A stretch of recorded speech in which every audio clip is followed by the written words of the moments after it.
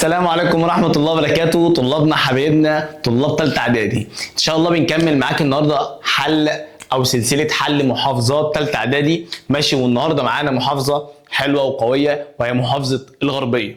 نبدأ يا جماعة نتكلم. عندي طبعا الخريطة بيكلمني رقم واحد دولة هنا يا جماعة، دي دولة طبعا هنا عندك في غرب افريقيا دولة نيجيريا. اتنين مدينة اسمها مدينة مين؟ طبعا دي دولة البرازيل، يبقى دي مدينة داخلية اسمها مدينة برازيليا. حلو. ثم منطقة صناعية موجودة في أمريكا الشمالية، يبقى عندك شمال شرق الولايات. بيقول لك صح ولا غلط؟ المرتفعات الوسطى لها أهمية في الدخل القومي في دولة ألمانيا. العبارة طبعا صحيحة. بسبب إيه؟ توافر التلال والينابيع التي تعد مصدر للجذب الايه يا اولاد؟ السياحي، فتعتبر مصدر للدخل الايه؟ القومي، بتجيب فلوس لدوله المانيا يعني. اختر الاجابه الصحيحه. بيقول لك ايه؟ تهدف او زراعه تهدف الى الانتاج التجاري الضخم. طبعا هي الزراعه عندي التجاريه. اثبت جغرافيا صحه العبارتين. تتنوع الحياه النباتيه في دولة نيجيريا. طبعا هو مديك بيقول لك اثبت، فهو هنا العبارة الصحيحة، بس اديني بقى ايه الأدلة بتاعتك يا حبيبي. صلى على النبي.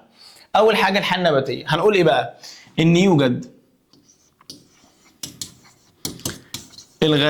الغابات الاستوائية والمدارية جنوب نيجيريا، وشمال الغابات المدارية يوجد حشائش السافانا، اللي هي الحشائش الايه؟ الحار. تمام؟ يبقى عندي الغابات الاستوائية والمدارية في الجنوب، وشمال الغابات المدارية يبدأ عندي موجود حشائش السافانا اللي هي الحشائش مين؟ الحار.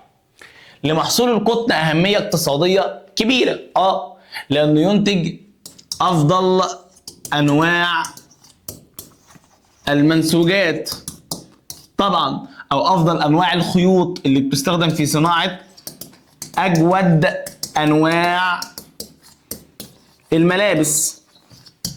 بالاضافه لايه بقى؟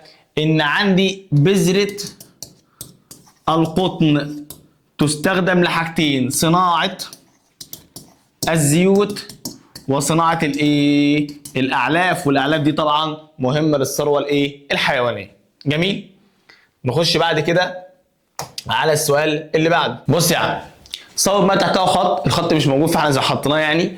بيقول لك يحد دولة ألمانيا من الشمال الدنمارك وبحر اليابان والبحر العربي والبحر الأحمر. لا طبعا، عندك بحر أو الدنمارك وبحر الشمال والبحر البلطي. 2 يسود المظهر الجبلي معظم الأراضي البرازيلية. طبعا لا، الإجابة طبعا أو التصحيح بتاعها المظهر الهضبي. يأتي تلت إنتاج العالم من الأسماك من المياه المالحة. لا طبعا، المزارع السمكية. أمال المياه المالحة اللي هي البحار والمحيطات بتديني كام؟ نص الإنتاج السمكي طبعا. تحتل الولايات المتحدة الأمريكية الأولى عالميا في إنتاج البترول. طبعا غلط. دولة مين؟ السعودية، وتعتبر دولة في جنوب غرب قارة آسيا. بص يا عم، سؤال من الأسئلة اللي بتتكرر كتير جدا في الامتحان. السؤالين دول ركز بقى معايا، بتتكرر كتير جدا في الامتحان فخلي بالك منهم يعني. قل عدد العاملين بحرفة الرعي بين قبائل وسط آسيا. ليه؟ ليه عدد الرعاة قل في وسط آسيا؟ تقول يا باشا بسبب انتشار التعليم، ماشي، وتغيير النشاط إلى النشاط الصناعي والزراعي، فقل أعداد مين؟ الرعاة. جميل. 2 الدولة أو الدول المتقدمة منتجة للألمنيوم رغم قلة إنتاجها من البوكسات. يعني بيقول لك إن الدول المتقدمة إنتاجها قليل من الإيه؟ من البوكسايت، رغم ده كله هي بتنتج مين؟ الألمنيوم. نقول له إيه بقى؟ بسبب توافر مقومات صناعة الألمنيوم من الطاقة الكهربائية، وعندك توافر الخبرة العلمية والفنية وبالإضافة لتوافر الأسواق. جميل. تعالوا نكمل. ما العلاقة بين تربية الدواجن ومشكلة الأمن أو الغذاء في العالم؟ طبعا توفر الدواجن اللحوم البيضاء والبيض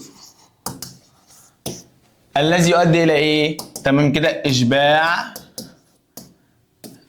الحاجات الغذائية، فبتحل مشكلة الغذاء. جميل. اكتب مقترحين لتنمية الصناعة الحديثة فين؟ في بلدنا مصر. ممكن نقول بقى الأخذ طبعا بالأساليب العلمية الحديثة. نقول إيه بقى؟ تطوير المنتجات وتحديثها بشكل مستمر. جميل. نخش بعد كده على عندي التاريخ. عندي اختر الإجابة الصحيحة. كان تأميم مصر شركة قناة السويس البحرية من إنجازات ثورة يوليو 52 في المجال السياسي طبعا إن جعلت شركة قناة السويس شركة مصرية، تمام كده، بإدارة مصرية. يبقى الإجابة طبعا رحبت باستمرارها في يد الأجانب، لا. لو تأميم شركة قناة السويس أصبحت إدارتها مشاركة بين مصر وإنجلترا، لا طبعا. أصبحت شركة مصرية بإدارة إيه؟ بإدارة طبعا مصرية. دي الإجابة الصحيحة. بعد فشل العدوان الثلاثي 56 انسحبت القوات الإنجليزية والفرنسية من مدينة مين؟ بورسعيد. وانسحبت إسرائيل منين؟ من سيناء. 3. الرئيس الأمريكي الذي دعا إلى مؤتمر كامب ديفيد يبقى مين يا جماعة؟ كارتر. حلو. تولى السلطة في مصر بعد يونيو 2013 طبعا المستشار عدلي منصور رئيس المحكمة الدستورية وأحد أفراد الهيئة القضائية. جميل، عشان بتيجي أوقات إيه؟ في أسئلة مميزة شوية. تعالوا نكمل. اكتب كلمة صح، يعني صح وغلط يعني مع ذكر السبب في الحالتين. اتخذت الدول العربية قرار بحظر الصادرات النفطية إلى الولايات المتحدة أثناء حرب أكتوبر. طبعا الإجابة صحيحة. ليه؟ بسبب طلب الرئيس الأمريكي ويلسون مساعدات عسكرية لإسرائيل. جميل جميل. نخش على اللي بعد كده.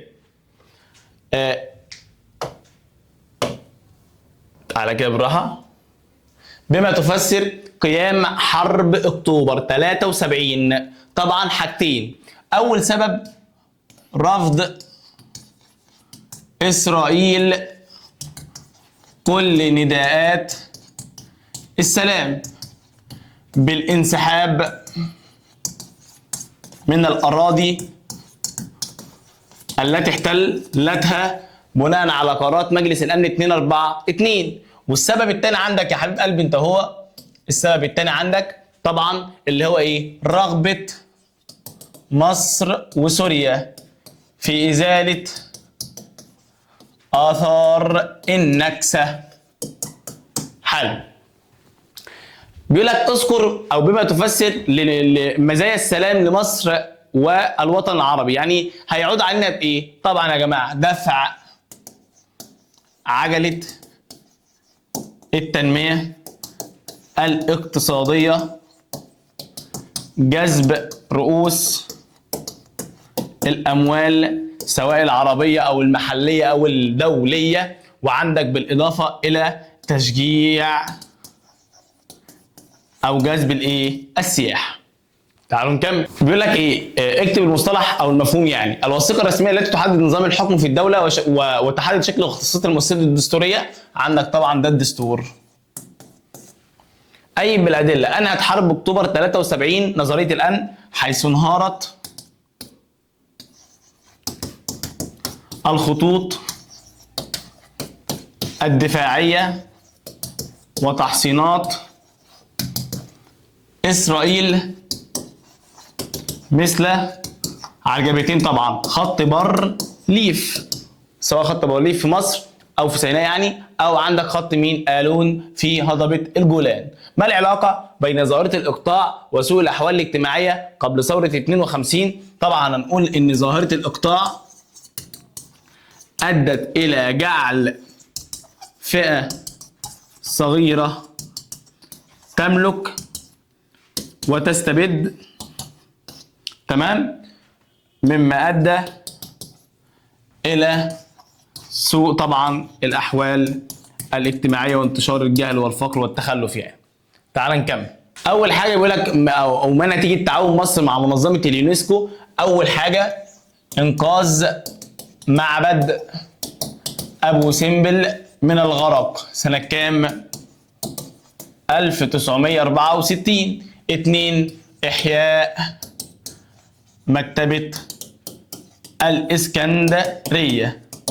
ما الدليل؟ لم تكن ثورة يوليو أو أنا آسف يناير وليدة هذا التاريخ، بل هنقول بقى إيه؟ سبقتها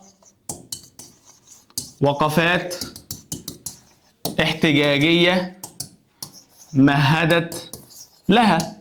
يعني الناس وقفت قبل ثورة 25 يناير وفي شوية اعتراضات على الحكم كان قبل يوم 25 يناير يعني.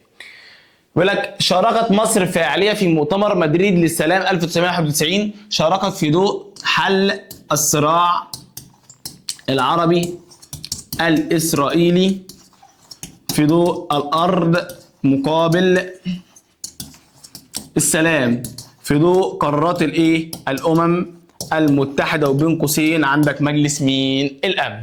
تلعب الثورات دور محوري في تغييرات جذرية وتعيد الأنظمة. ماشي، حلو. هنا بيكلمنا على ايه؟ موقف الشعب الفلسطيني من إجراءات حكومة الانتداب اللي هو إجراءات تنفيذ وعد بلفور. الشعب يسكت؟ لا، عمل شوية حركات وطنية كانت منها انتفاضة 1929 وثورة 1936 بقيادة اللجنة العربية. جميل.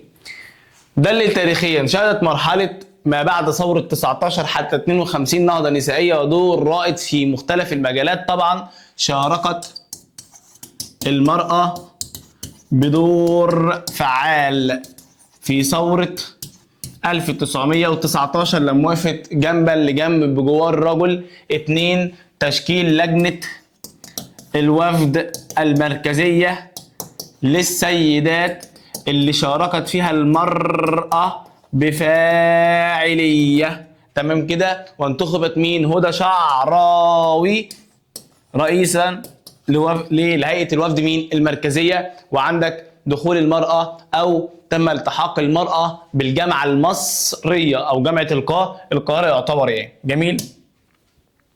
ويعتبر كده اللهم لك الحمد كما ينبغي لجلال وجهك عظيم سلطانك. يعتبر خلصنا محافظة الغربية والحمد لله. يعني الناس بس تشجعنا كده بلايك وكومنت محترم، ماشي، عشان نقدر نكمل لكم المحافظات للاخر، وان شاء الله نعمل لكم مراجعه ليله امتحان محترمه. ماشي، استنونا في محافظه جديده. سلام.